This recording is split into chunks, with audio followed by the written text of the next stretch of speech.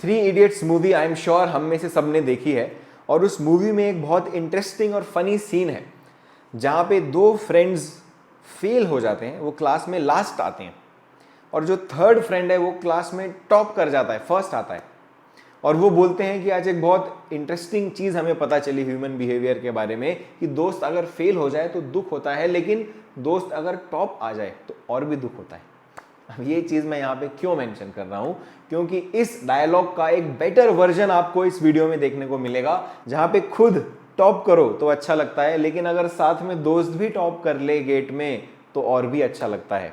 ये इंटरेक्शन दो फ्रेंड्स के बारे में है, एक all India rank 3 GATE 2021 mechanical engineering से मुनीश कुमार और दूसरे all India rank 31 GATE 2022 mechanical engineering Saurabh Sharma. दोनों के बीच में कैजुअल गेट प्रिपरेशन से रिलेटेड इंटरेक्शन है, जहां पे आपको बहुत से टिप्स मिलेंगे, बहुत कुछ समझने मिलेगा कि क्या प्रिपरेशन स्ट्रेटजी आप भी यूज कर सकते हैं। ये कैजुअल इंटरेक्शन और भी इंटरेस्टिंग हो जाता है क्योंकि सौरभ, जिनका इंटरव्यू आपने कुछ वीक्स पहले रादर देखा होगा एक्सर्जिक चैनल पे ही, वो टॉपर हैं गेट मैकेनिकल से, लेकिन उनकी BTech production and industrial engineering में है। तो ये पॉइंट इस इंटरेक्शन को और भी इंटरेस्टिंग बना देता है। Without wasting any further time, let us start the video.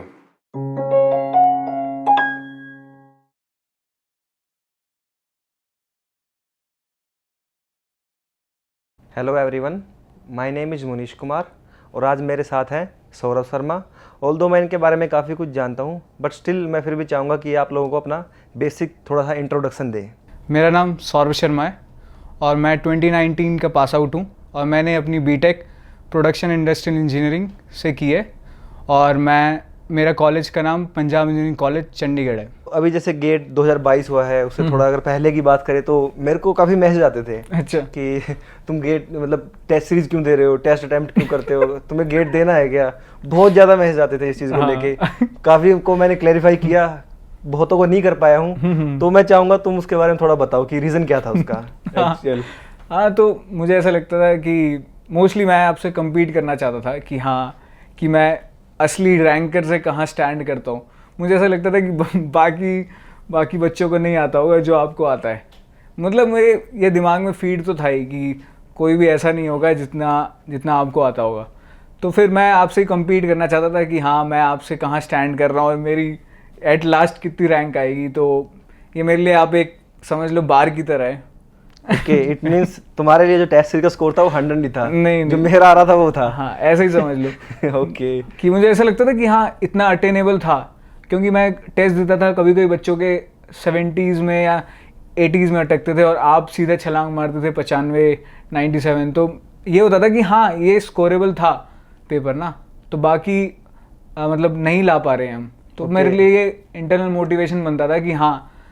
और मेरे को ये ज़रूर था कि जैसे ना लास्ट ईयर भी हमने टेस्ट सीरीज देते ही थे, तो 2021 में तो आपकी रैंक अच्छी आती थी। तो मेरे को इस साल ये ज़रूर था कि ना मुझे ऐसा रुतबा बना देना है कि बच्चे देखें कि हाँ टॉप 5 में कोई नाम है सौरभ शर्मा। ये मेरे दिमाग में था कि हाँ मुनीश जैसा खौफ बना के चलना है कि हाँ ये सौरभ शर्मा भी टेस्ट देने वाला है। इनफैक्ट मतलब इतना नहीं बना पाया, बट ठीक है। ओके, मींस कि गेट के बाद बच्चे पूछे कि तुम्हारे कितने मार्क्स आ रहे हैं इस वजह से। ऐसे ही समझ लीजिए। ओके, हम दोनों ही रिपीटर हैं।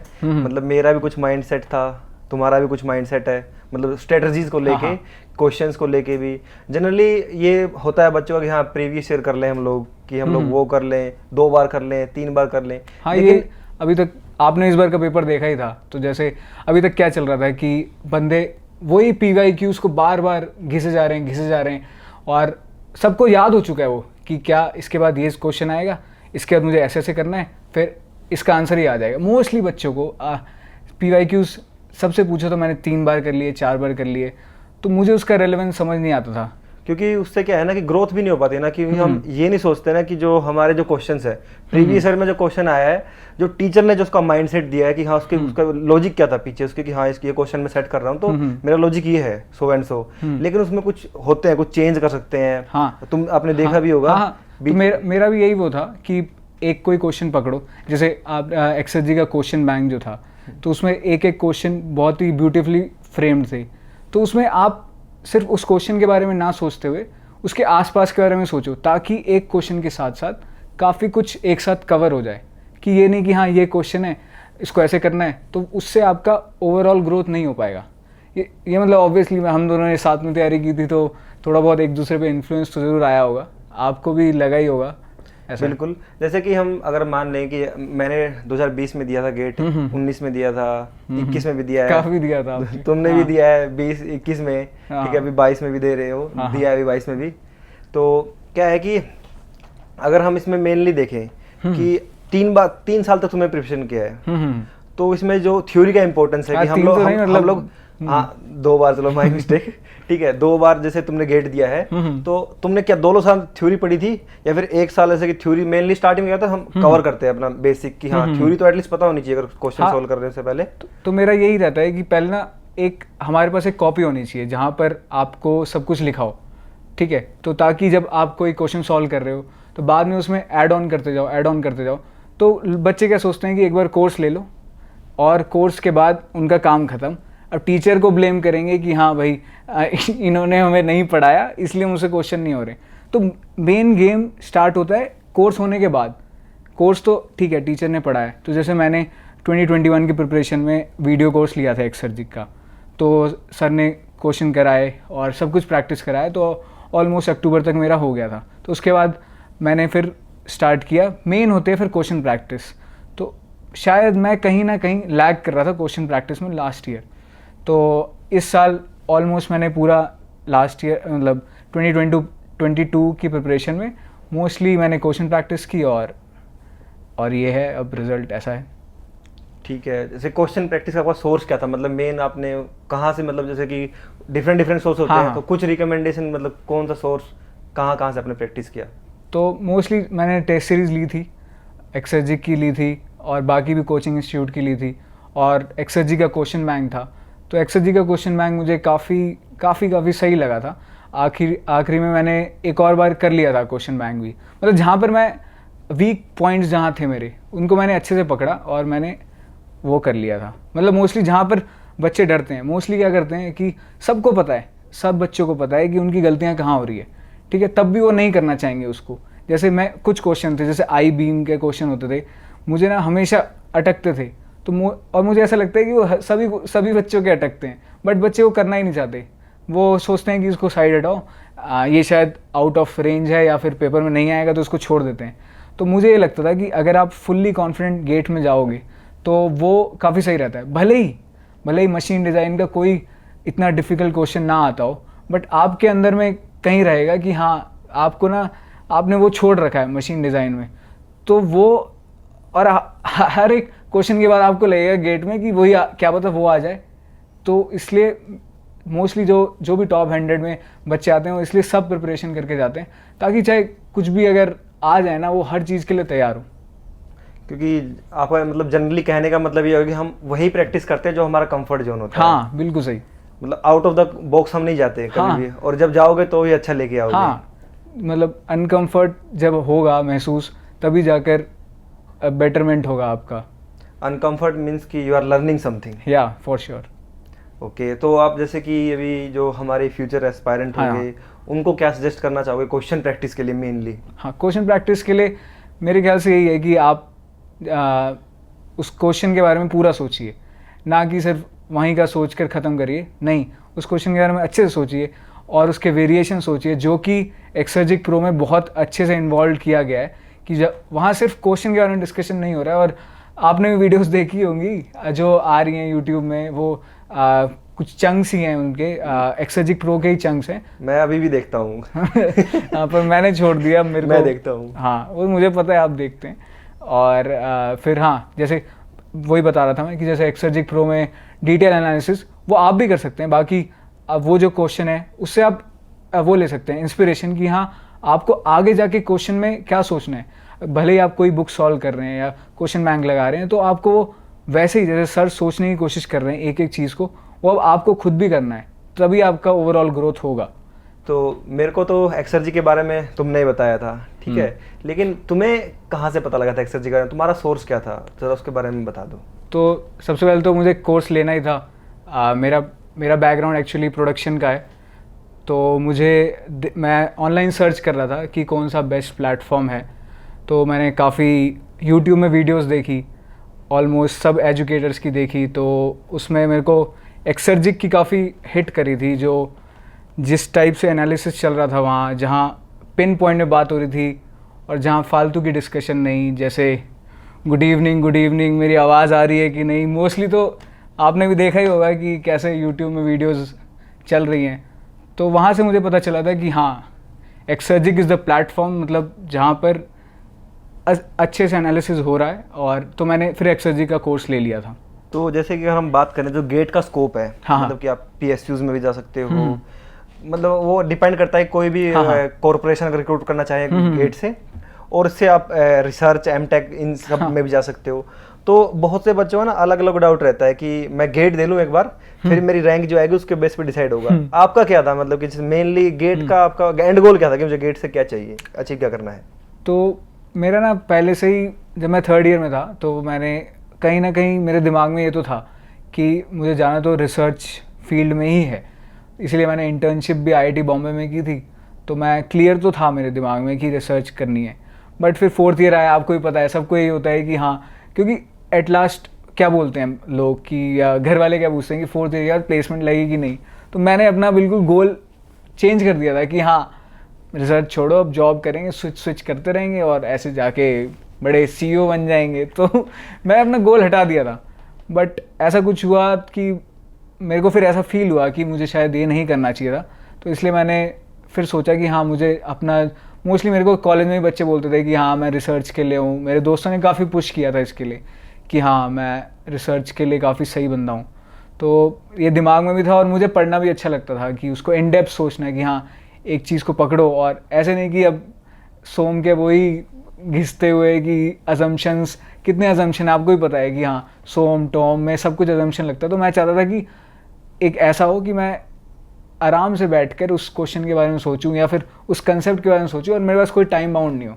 और वो ऑब्वियसली वो रिसर्च में ही हो सकता है वो। बिल्कुल, जैसे कि तुम जब प्रिपरेशन करते थे तो मेरे से भी काफ़ी डाउट पूछे हैं। तो ऑलमोस्ट कई बार तो ऐसा हुआ कि मैंने 2 दिन बाद रिप्लाई दिया है, सोचने के बाद। मुझे भी सोचना पड़ता था कि रियली में पूछ क्या रहा है। और बहुत बार तो मैंने ये भी बोला है कि ज़्यादा दिमाग अभी मत लगाओ।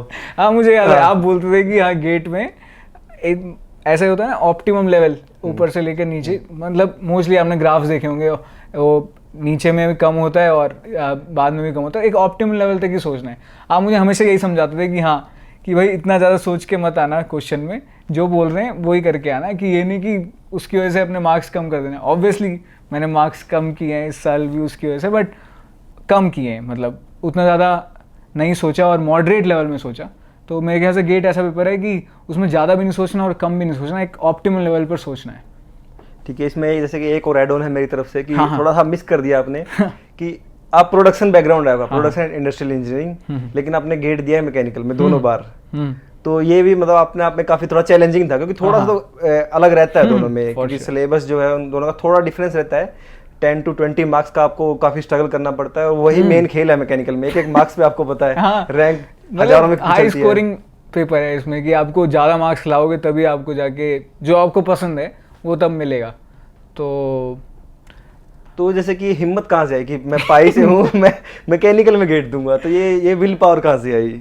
हाँ, मुझे अपने प्रोडक्शन और इंडस्ट्रियल के कोर्स इतने पसंद नहीं थे।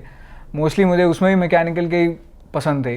जैसे थ्योरी ऑफ मशीन हमें ऑब्वियसली इतना ज़्यादा नहीं पढ़ाया जाता था। आपको शायद टॉम 1 और 2 था, सोम 1 और 2 एडवांस था। हाँ, तो हमारे में एक सोम होता था, एक टॉम होता था, तो ऐसे ऊपर सरफेस के ऊपर से चलते रहते थे। बट मुझे लगता वही अच्छा था, मशीन डिज़ाइन। तो मैंने ये तो मन बना लिया था कि मुझे ये इंडस्ट्रियल वाला पार्ट नहीं पढ़ना है। ऑब्वियसली प्रोडक्शन तो मैकेनिकल में भी इम्पोर्टेंट है। यस, जैसे कि हम गेट की प्रिपरेशन की बात करें, हाँ, तो मेनली क्या होता है ना कि हम कॉलेज लाइफ से आते हैं, अगर वहाँ नहीं सोचते, बाद में आके सोचते हैं कि गेट देना है। लेकिन उस टाइम तक ना मैंने फील किया था कि हम सोशल मीडिया काफी यूज करते हैं, मतलब एक तरह से एडिक्ट हो जाते हैं। हर 5 मिनट में व्हाट्सएप देखना होता है, इंस्टाग्राम चलाना होता है, हर कुछ करना होता है उस पर, ठीक है। लेकिन सडनली एकदम से गेट पे उस प्रिपरेशन पे आ गए, वहाँ पूरा जो हमने 4 साल में जो पढ़ा है वो पूरा वहाँ डिस्कस फिर से वो करना है, उसको बाइंड अप करना है, प्रैक्टिस करनी है, एक्सपर्ट बनना है उसमें पूरा। तो उसके लिए टाइम बहुत ज्यादा रिक्वायर्ड होता है। लेकिन मोस्टली हमारा टाइम जो है वेस्ट अगर आप टाइम हिस्ट्री में जाके देखो हाँ, सेटिंग में, तो आपको पता हाँ, लगेगा 4-5 घंटा व्हाट्सएप यूज कर रहे हैं। हाँ। तो उससे कैसे मतलब गेट रीड ऑफ, मतलब उससे कैसे आपने वो किया? तो मैं भी काफ़ी एडिक्ट हो चुका था सोशल मीडिया के भी। जब मैं जॉब कर रहा था तब भी मैं काफ़ी ज़्यादा सोशल मीडिया चलाता था। तो फिर फिर जब मैंने जॉब छोड़ दी तो मैं जब घर आया तो ऑब्वियसली ये तो आपका अंदर का विल पावर है कि हाँ आपको करना ही है। ये तो काफ़ी बिलीफ मेरे ख्याल से काफ़ी इंपॉर्टेंट होता है कि हाँ कि ये करना ही करना है ना, तो आपको छोड़ना ही पड़ेगा। तो मैंने 4 अगस्त को ऐसे व्हाट्सएप अनइंस्टॉल कर दिया था और फिर मोस्टली मैं 16 अगस्त के बाद तो मैंने फ़ोन ही बंद कर दिया था। मैं इस लेवल के पीस ऑफ माइंड में जा चुका था कि हाँ कि अब तो भाई प्रिपरेशन में ही जाना है, अब बाकी फालतू बातें कुछ नहीं और कोई भी डिस्ट्रैक्शन नहीं। तो फिर ना आपको क्या लगेगा कि जैसे आप सोशल मीडिया सब हटाओगे और काफ़ी रैंडम टॉक्स इधर उधर बातें सब बंद कर दोगे, तो ना ऐसा लगता है कि आपके दिन में ना 24 घंटे से ज़्यादा हैं। तो मतलब काफ़ी बहुत ज़्यादा टाइम लगेगा आपको। आप एक बार 2-4 दिन फ़ोन ना यूज़ करके देखो, ऐसा लगेगा कि भाई कि आपके पास बिल्कुल ही 25-26 घंटे मिल चुके हैं पढ़ने के। और मतलब काफ़ी पीस ऑफ माइंड था, इसलिए मैंने छोड़ दिया था फिर सब कुछ। लिए क्या होता है ना कि हम जब प्रिपरेशन करते हैं तो आप घर पे थे, मुझे आपके बारे में काफ़ी कुछ पता है। हाँ। तो अकेले इन्वायरमेंट में थे और किसी से कांटेक्ट में नहीं थे, सिर्फ मेरे से ही थे। काफ़ी ठीक है, अकेला, वो भी जब डाउट आता था तब हाँ। या फिर कुछ लो फील होता था, मतलब जैसे कि अगर स्ट्रेस आता था तो मेनली उस टाइम पे क्या करते थे? तो मोस्टली तो मैं यही करता था कि अब मैं काफ़ी टाइम पहले ही घर से निकल गया था, 10th से ही बाहर था। तो काफ़ी 8 साल हो गए थे घर से बाहर निकले हुए। तो इस टाइम मुझे एक टाइम मिल गया था जहाँ पर मैं अपने मम्मी पापा के साथ टाइम स्पेंड कर सकता था। तो मैं मोस्टली मम्मी पापा से बातचीत कर लेता था। और मैं फार्मूला 1 का बड़ा फ़ैन हूँ, तो मैं फार्मूला 1 देखता था और उनके इनसाइडर्स पढ़ता था और उनके टेक के बारे में पढ़ता था। तो मोस्टली मैं इसी में टाइम चला जाता था अगर लो करता हूँ। और ज़्यादा भी ऐसा नहीं करना है कि भाई कि हाँ काफ़ी लो फील कर रहा हूँ तो लगभग 3-4 दिन पढ़ाई नहीं की, तो ऐसा तो मैं कभी करता नहीं था। मोस्टली 2-4 घंटे होंगे तो उसमें ऐसे अपना मैं टाइम यूज़ कर लेता था। और हाँ मोस्टली हाँ अपने दोस्तों से बात कर लेता था। मतलब इनफैक्ट मैंने बहुतों से बात करना बंद कर दिया था, बट जो खास दोस्त थे उनसे श्योरली बात करता था और मैं काफ़ी फिर लाइट फील करता था आफ्टर ऑल द लोज।